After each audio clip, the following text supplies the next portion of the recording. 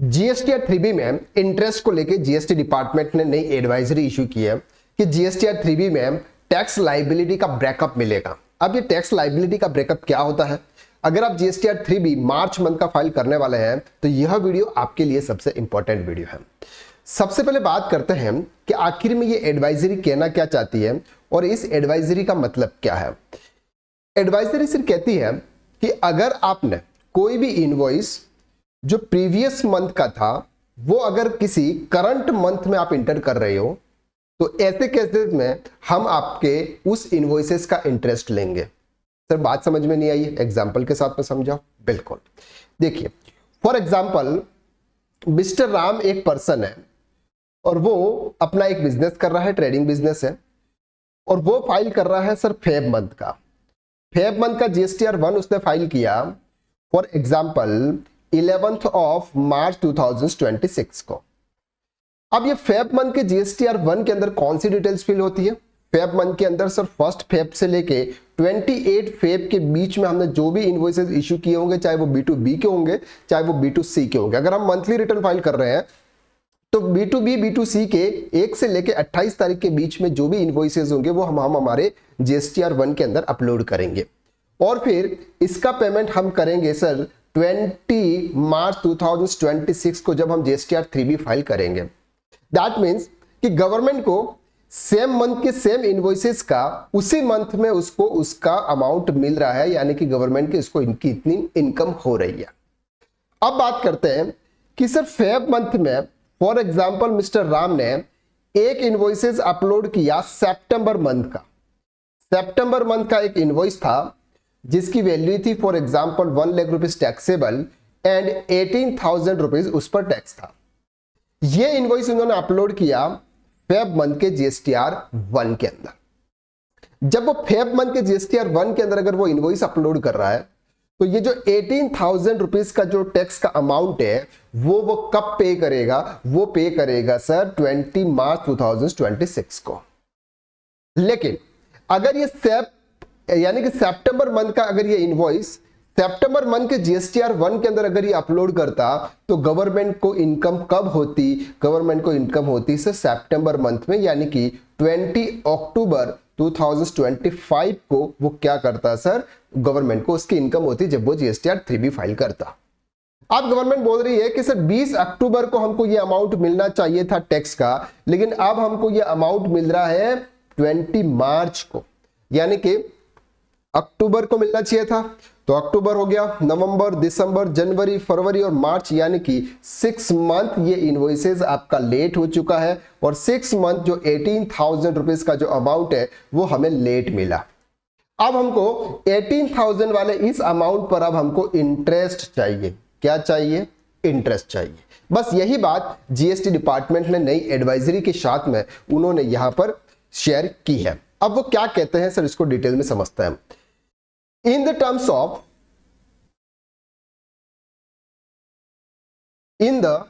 of provision of section 50 of the Rental and Goods and Service Tax Act 2017, interest is payable where the tax liability pertaining to the previous tax period is discharged in the subsequent tax period।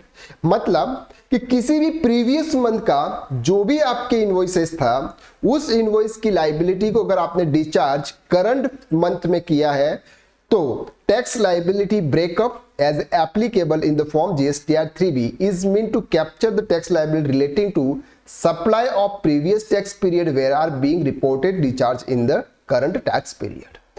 That means कि जब आप GSTR 3B file करोगे, जब आप GSTR 3B file करोगे, GSTR 3B के अंदर क्या होगा कि आपको वहां पर एक tax liability breakup tax liability का आपको वहां पे ऑप्शन मिलेगा और ब्रेकअप के अंदर आपको ये दिखाएगा कि सर ऐसी कौन सी लाइबिलिटी है जो आपकी प्रीवियस मंथ की थी। कब की थी सर? प्रीवियस मंथ की थी, यानी कि प्रीवियस के कोई इनवॉइसेस थे जो आपने करंट मंथ के अंदर आपने अपलोड करे, तो वो आपको बाइफरकेट से दिखेगा, दोनों में आपको डिफरेंस दिखेगा कि सर ये इनवॉइसेस था जो किसी प्रीवियस मंथ का था लेकिन हमने करंट मंथ के अंदर अपलोड किया हुआ। फ्रॉम द फेब 2026 सर 2000 फरवरी 2026 से GST portal auto populate the tax liability breakup as applicable in the GSTR 3B on the basis of the document that supplies reported in GSTR 1(1)(a) IFA versus supplies pertaining to any previous years, but the corresponding tax liability is being discharged in the current tax period। यानी कि फरवरी 2026 से GST portal auto populate करता है tax liability के breakup को।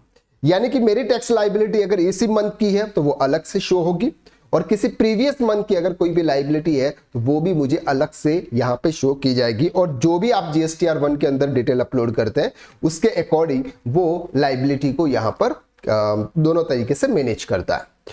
Accordingly February 2026 tax period, after offsetting the liability in GSTR 3B, taxpayer are required to click on the tax liability breakup as applicable a tab available on the payment page, confirm the breakup liability, click the save button, edit the same as required।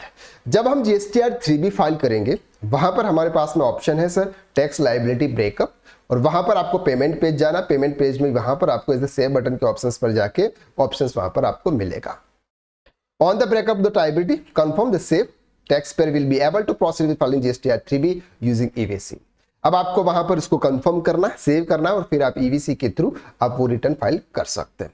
अब sir यहां पर एक चीज और समझना कि अब क्या हुआ है कि जो इंटरेस्ट का जो कैलकुलेशन होता है, इंटरेस्ट का कैलकुलेशन पहले हम मैन्युअली करते थे, लेकिन अब GST पोर्टल ऑटोमेटिकली उसका कैलकुलेशन कर लेता है।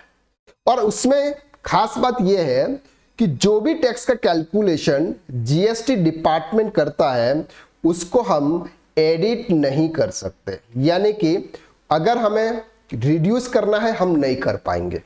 जो भी डिपार्टमेंट ने इंटरेस्ट GSTR 3B के अंदर लगाया हुआ है वो का वो इंटरेस्ट हमको पे करना पड़ेगा। हमारे पास में कोई ऑप्शंस नहीं है। अगर आपको इसको बढ़ाना है, इंक्रीज अगर आपको करना है तो आप इंक्रीज कर पाओगे, लेकिन आप उसको डिक्रीज नहीं कर पाओगे।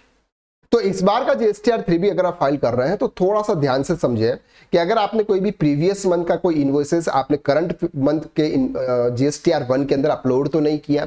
अगर आपने किया है तो टैक्स लाइबिलिटी का जो ब्रेकअप है वो एक बार आप वहां पर जरूर देख लें कि प्रीवियस मंथ के GSTR को जो भी इनवॉइसेस था उसका जो पेमेंट है वो आपको शो हो रहा है, और उसको फिर आप सेव करें, और सेव करने के बाद देखें कि उसके ऊपर कितना इंटरेस्ट आपको पे करने का आ रहा है।